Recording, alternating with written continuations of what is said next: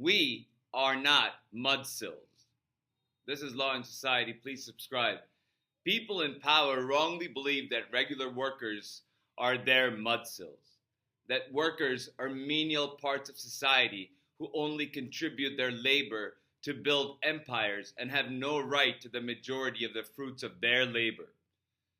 Under the mudsill theory, these laborers weren't given any fiscal or political power.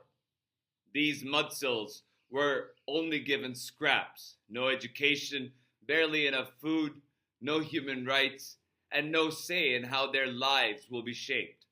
All those decisions their overlords made for them.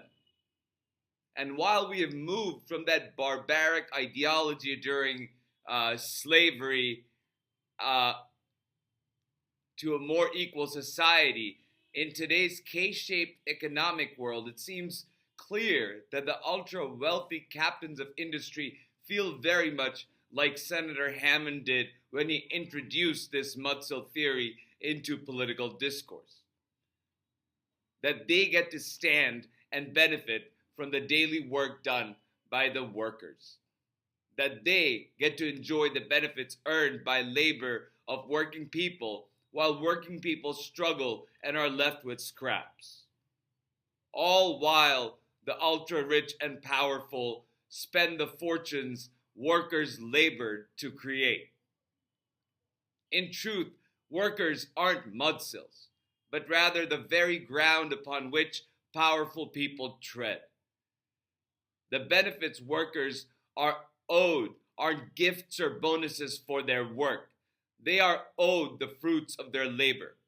A living wage, healthcare, dental care, childcare, paid vacations, time off for childcare and elder care, retirement accounts and savings policies, government subsidies that equalize the playing field. These are not privileges. They are what workers are owed and yet deprived even today. The mudsill theory doesn't work in advanced democracies.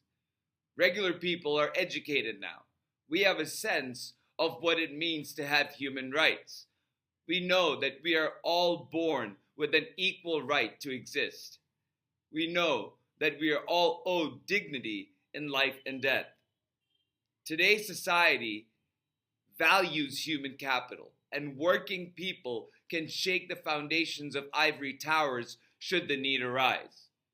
And more it seems that the need will arise sooner rather than later. Working people will demand their due, and governments will have to yield or risk a societal shutdown. And we're seeing shutdowns and protests starting across the country. I'm not really talking about the whole world. I'm talking very specifically about the United States. And we're seeing corporate protests. We're seeing citizen protests. We're seeing boycotts. We're seeing them happening individually, sporadically, spontaneously.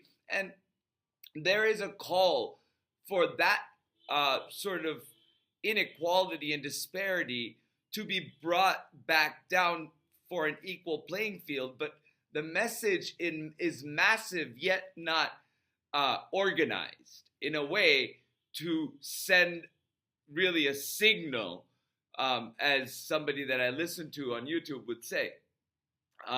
And this gentleman is great. I'll talk about his channel at a separate point.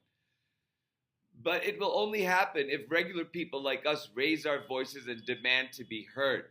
If we demand an end to tyranny and stop daily life activities to protest the K-shaped world we now live in, working people can make the difference needed to change the economy to favor workers rather than the ultra-rich.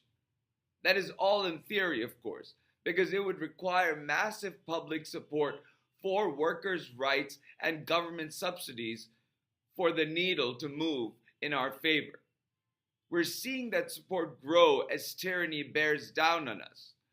When enough of us put our feet down, it will shake the foundations of the world built on labor that is not rewarded with compensation that is fairly owed.